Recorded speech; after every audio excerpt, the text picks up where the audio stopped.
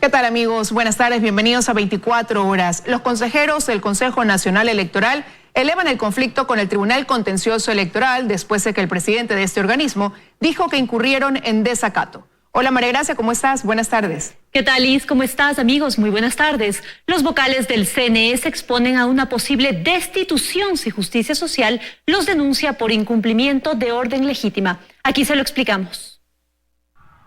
Mientras afuera del Consejo Nacional Electoral la policía se enfrentaba con los seguidores de Justicia Social, al interior el Pleno alimentaba el fuego cruzado que mantienen con el Tribunal Contencioso Electoral. 4 de los 5 consejeros aprobaron una resolución mediante la cual demandan conflicto de competencias a la Corte Constitucional. La propuesta la hizo el consejero Luis Verde Soto y a la hora de las intervenciones y de la votación quedó atrás el público conflicto interno y votaron con espíritu de cuerpo, a excepción de Estela Cero, que se abstuvo. Los conflictos de competencia que surjan entre el Consejo Nacional Electoral y el Tribunal Contencioso Electoral, que no sean resueltos con el acuerdo de las partes, se someterán a conocimiento de la Corte Constitucional. Sobre el Consejo Electoral existe una instancia jurisdiccional de revisión de sus decisiones administrativas que se llama Tribunal Contencioso Electoral. La Corte no va a tener materia sobre la cual se pueda pronunciar. Creo yo que difícilmente la Corte inclusive va a dar sentencia favorable. Horas antes, el presidente del Tribunal Contencioso Electoral dijo que el CNE llevaba 44 días en desacato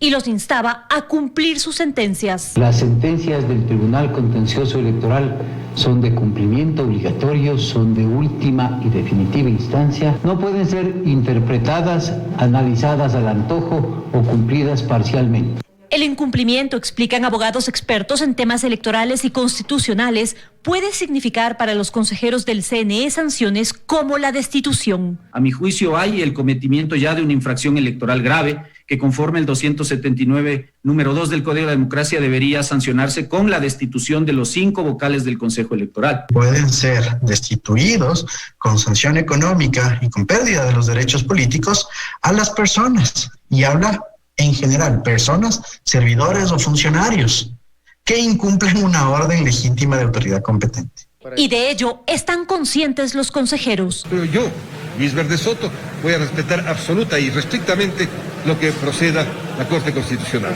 Es perfectamente claro que ellos podrían incluso sancionarnos con destitución en un momento dado, porque consideran que hemos desacatado su decisión. Lo más grave, según los abogados, es el daño que se hace a la democracia y a la confianza en el proceso electoral. Lo de ayer ya es una cuestión que pone en seria duda la transparencia del proceso electoral, pone en duda la marcha del calendario electoral. El vicepresidente Enrique Pita dijo que culpan al Tribunal Contencioso Electoral y por esto analizan la posibilidad de cambiar fechas, al menos la de primera vuelta. En un supuesto caso, mover la primera vuelta en una semana o en 2 semanas. Es una flagrante inseguridad jurídica y electoral la que estamos viviendo. Puede ser un juego del CNE para que se postergue esta primera vuelta al no estar preparado para la ejecución de todos los procedimientos que existen de cara a esta primera vuelta. Existen cuestionamientos a la posibilidad de cambiar la fecha. Por lo pronto, lo que sí es inamovible son las fechas de posesión de autoridades. El 14 de mayo, asambleístas, y el 24, presidente y vicepresidente de la República. En Quito, María Gracia Acosta, 24 horas. El Pleno de la Asamblea está reunido a esta hora para debatir en segunda instancia el proyecto de ley anticorrupción, que son reformas al Código Integral Penal, y que crea 4 tipos penales relacionados con sancionar actos de corrupción en procesos de compras públicas en emergencia. Los asambleístas esperan además dar paso al veto parcial a la ley de plásticos. Esta es la última sesión de la Asamblea en este año, pues desde mañana inicia el receso legislativo. Quedaría pendiente la votación de la ley de extinción de dominio. La lucha contra la corrupción que proliferó en tiempos de pandemia cierra el año sin un solo sentenciado. Los casos que se detectaron principalmente en Guayaquil continúan en manos de jueces y tribunales penales. Luisa María Heredia informa.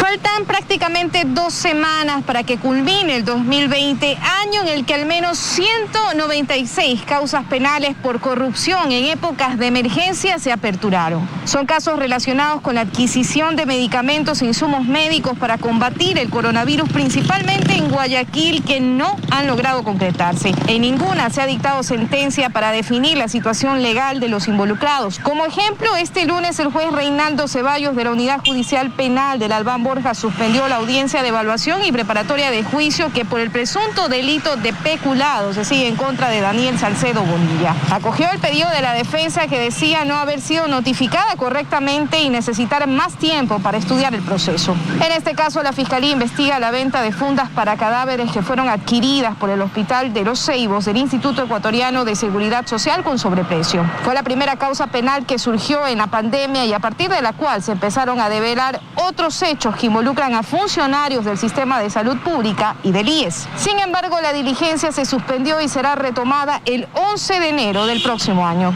El juez escucha las excepciones que plantean las partes para calificar la validez del proceso. Entre las excepciones que planteaban eran una de esas que no habían sido notificados, no habían sido atendidos, que habían sido notificados en correos equivocados. Del total de causas, solo 13 han avanzado a la etapa de instrucción fiscal. El resto continúan en indagación previa y apenas unas cuantas intentan llegar a juicio sin éxito, como esta. Conforme se acercan las celebraciones por Navidad y fin de año, las autoridades temen un repunte de casos por las reuniones. Los Centros para el Control y la Prevención de Enfermedades de Estados Unidos ofrecen consejos para minimizar los riesgos. A menos de 10 días de que se celebre la Navidad en medio de un año atípico, las familias del Ecuador se preparan para compartir con sus seres queridos. Sin embargo, para que estas celebraciones se disfruten sin emergencias médicas, expertos otorgan ciertos consejos que podrían disminuir el riesgo de exposición al COVID-19. Según el Centro para el Control y la Prevención de Enfermedades CDC de Estados Unidos, aunque la principal recomendación sería evitar estas celebraciones en grupo, se puede optar por limitar la cantidad de asistentes, tanto como sea posible, mantener el distanciamiento. Los invitados deben evitar el contacto directo, lo que incluye estrecharse las manos o abrazarse. Recomiendan utilizar la mascarilla permanentemente durante la reunión, utilizarla y solo dejar de utilizarla para el rato de comer. A estas recomendaciones se suma, en la medida de lo posible, optar por reuniones al aire libre en lugar de en espacios cerrados. Caso contrario, abrir ventanas y puertas para permitir la ventilación, no compartir los utensilios, no cantar o alzar la voz cerca de otras personas. Una sola persona con mascarilla debe ocuparse de servir toda la comida. Inmediatamente después de la reunión, lavar los platos en el lavaplatos o con agua caliente y detergente. Principalmente la conciencia en entender que hay que cuidarse personalmente. La preocupación de las autoridades se centra en las aglomeraciones, pues al momento se registran 108.500 en el país. La capital lidera este listado con un 23% de ellas. En cuanto a las reuniones propias de Navidad, el pedido del COE Nacional es que se restrinja cenas y agasajos en el sector público. En el sector privado no podrían superar un aforo del 30%. En el caso de eventos familiares, el llamado es que participe solo el núcleo familiar. Todo lo que hemos dejado de hacer lo volveremos nuevamente, pero en una nueva realidad, cuando tengamos una vacuna, cuando el país esté inmune. Y lo más importante, que lo celebremos juntos y completos. En Quito, Daniela Valencia, 24 horas. Al menos una decena de vacunas contra el COVID-19 estarían aprobadas a mediados de 2021. En Ecuador se espera que siquiera 5 de ellas estén disponibles desde marzo. Mientras tanto, funcionarios de ARCSA y representantes de Pfizer ya han mantenido reuniones. Se trataría del inicio del fin de la pandemia. Tras miles de vidas perdidas y millones de contagios, la ciencia ha dado pasos importantes en las últimas semanas. Según la Federación Internacional de Asociaciones y Fabricantes de Productos Farmacéuticos, IFMA, por sus siglas en inglés, a mediados de 2021 al menos 10 vacunas contra el COVID-19 podrían estar disponibles en el mercado, con las debidas aprobaciones que garanticen su seguridad y eficacia. Más allá de las vacunas de Pfizer y BioNTech, así como la rusa Sputnik, que ya se han empezado a aplicar, existe un listado de otras que están terminando sus fases de prueba. En ese grupo, la vacuna de Moderna, que se encuentra en fase 3, al igual que la de AstraZeneca, la de Johnson & Johnson y la china CanSino, y otras en fase 2, como la de CureVac, farmacéutica alemana, y la de Sanofi, desarrollada en Francia. Eso sin contar que más de 170 países desarrollan sus propias vacunas. Claro, en fases más tempranas. En Ecuador, funcionarios de la Agencia de Regulación, Control y Vigilancia Sanitaria, ARCSA, ya han mantenido reuniones con representantes de Pfizer como parte del proceso para el registro de la vacuna, que será la primera en llegar, pero no la única, pues el Ministerio de Salud Pública anunció que al menos 5 estarán disponibles a partir de marzo de 2021. El Ministerio de Salud espera empezar a vacunar a partir de enero. En esa fecha también lo hará, por ejemplo, Argentina. Mientras que países como Perú, Brasil y Chile apuntan a iniciar su campaña de vacunación en el primer semestre de 2021. Colombia lo hará a partir de julio y México este mismo mes. Este proceso de vacunación a escala mundial podría significar el inicio del fin de la pandemia. Pero aún es muy temprano para relajarse, pues si bien hay buenas noticias, el virus se continúa propagando. De ahí que la recomendación es todavía usar mascarilla y evitar aglomeraciones, sobre todo en las actuales épocas festivas. En Guayaquil, Carlos Acoto, 24 horas.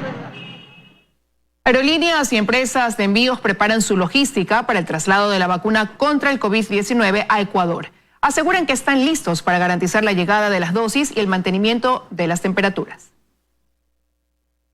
Estas cajas blancas se llaman Medical Express. En ellas, en paquetes térmicos, con hielo seco e incluso con GPS, podrían ser transportadas las vacunas contra el COVID-19 que llegarán a Ecuador. Así se prepara DHL, empresa que cuenta con convenios con laboratorios y que ya tiene clara su logística para recoger las vacunas en el país de origen, garantizar su transporte aéreo y entrega local. Por el momento le puedo confirmar que nosotros estamos ya planificado todo el tema de transporte internacional de las mismas para poder traerla desde los diferentes laboratorios hasta los diferentes países donde se van a hacer las entregas, y una vez localmente serán las distribuciones acorde ya a nuestra vasta experiencia en el manejo de este tipo de vacunas. Aún no se define cómo se realizará la distribución interna de la vacuna en Ecuador, pues eso lo especificará el Ministerio de Salud. Lo que sabemos es que el aeropuerto de Guayaquil y también el de Quito están en capacidad de recibir la vacuna de Pfizer, pues cuentan con cámaras de frío. La aerolínea Avianca también se está preparando para ser parte de esa distribución, al igual que LATAM, ambas ya con experiencia en el traslado de productos farmacéuticos. Se calcula que el mundo debe distribuir 10.000 millones de vacunas. Esto significa que se necesitan hacer alrededor de 15.000 vuelos, es decir, 200.000 desplazamientos y 15 millones de cajas. La implementación del GPS en las cajas de distribución, de ser requerido, no solo podría garantizar la ubicación de las vacunas, sino que además serviría para realizar el seguimiento, el cumplimiento de la cadena de frío durante su traslado internacional y también nacional. Según el Ministerio de Salud, las vacunas que no requerirán de cuidado de temperatura pasarán directamente al banco de vacunas. Hay ya diseñados contenedores para que lleven los viales. Los viales van a venir 5 viales por dosis, pero también no sabemos si es que van a haber viales que vengan con más contenido de dosis. Acuérdense que son además 2 dosis, es decir, es el doble del esfuerzo que tenemos que hacer. Pero el punto importante es que hemos ya hecho contacto, por ejemplo, con Linde, acá, con el gerente Muñoz, para la compra de hielo seco.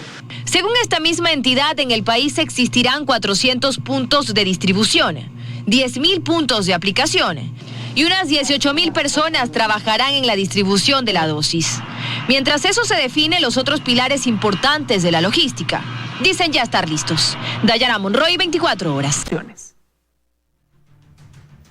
Irónicamente, el seguro contratado por el Consejo de la Judicatura, lejos de garantizar los bienes de la función judicial, los ha puesto en riesgo tras la contratación de un consorcio que no estaría autorizado a emitir pólizas de seguros.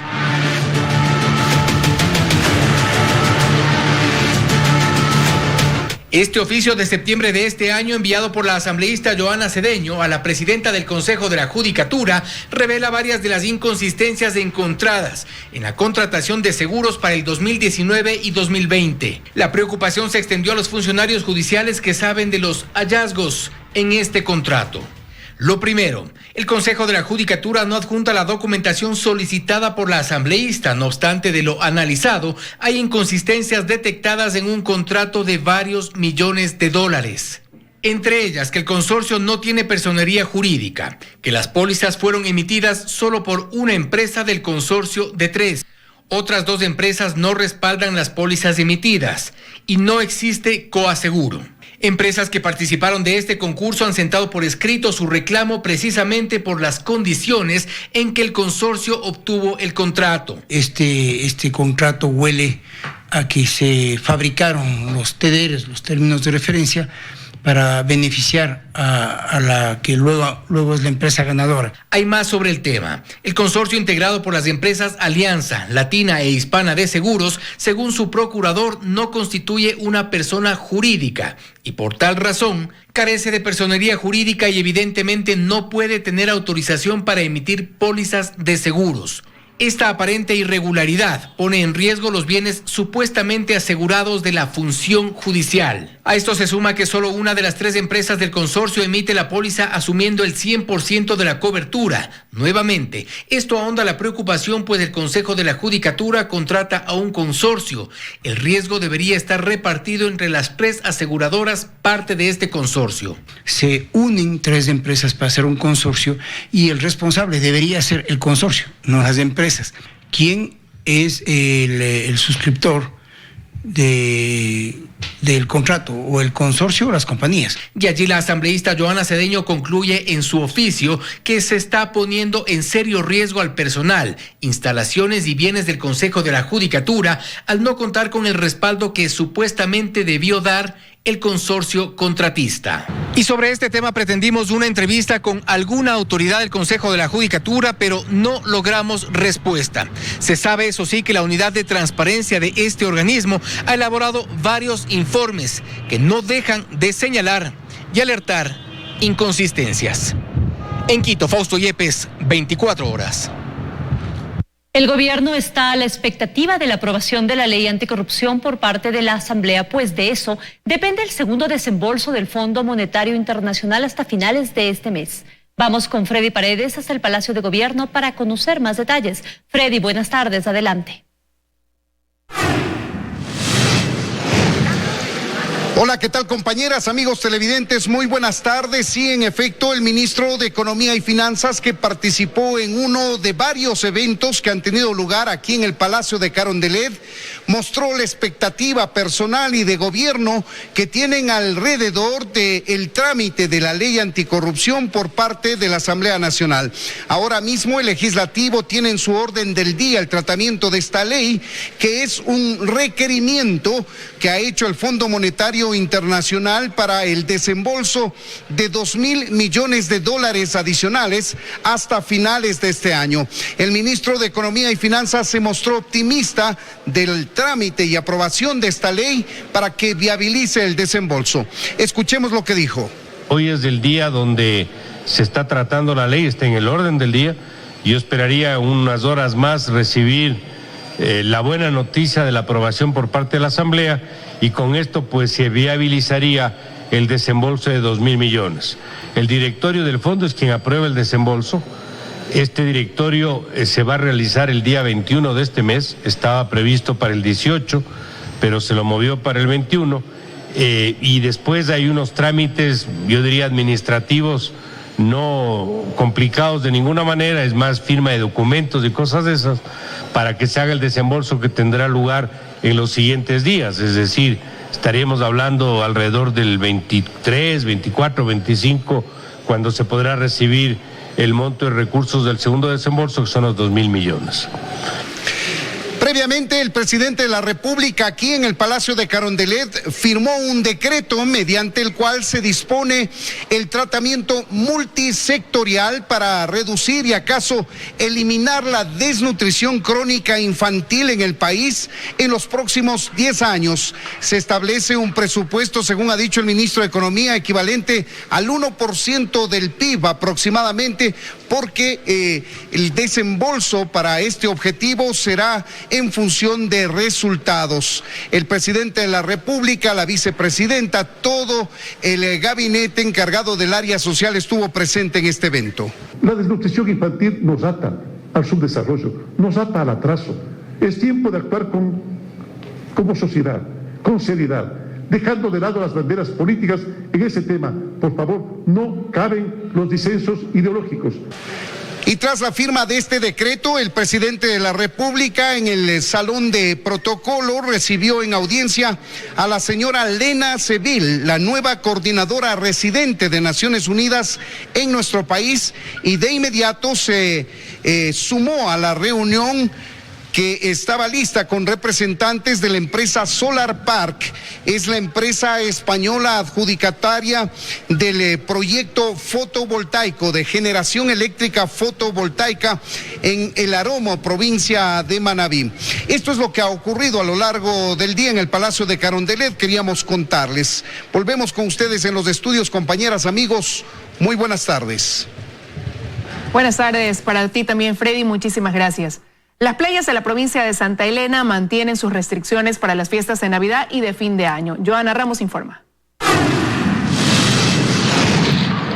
La pandemia a causa del coronavirus aún no termina. Por esa razón es muy importante continuar evitando las aglomeraciones. Entonces, el Comité de Operaciones de Emergencia del Cantón Salinas decidió que el próximo 24 y 25 de diciembre se permitirá el ingreso de bañistas a las playas hasta las 5 de la tarde.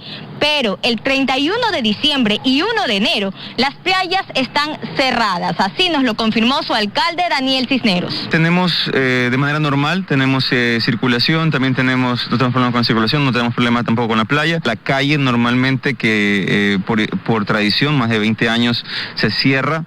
Este año es el primer año que no va a cerrar, va a tener movilidad. La noche del 31 de diciembre en Salinas se permitirá la quema de monigotes, pero no en la playa, sino en terrenos baldíos, ubicados en la calle Segunda y Tercera, que ya fueron debidamente identificados. Además, tendrán el control del personal del Cuerpo de Bomberos.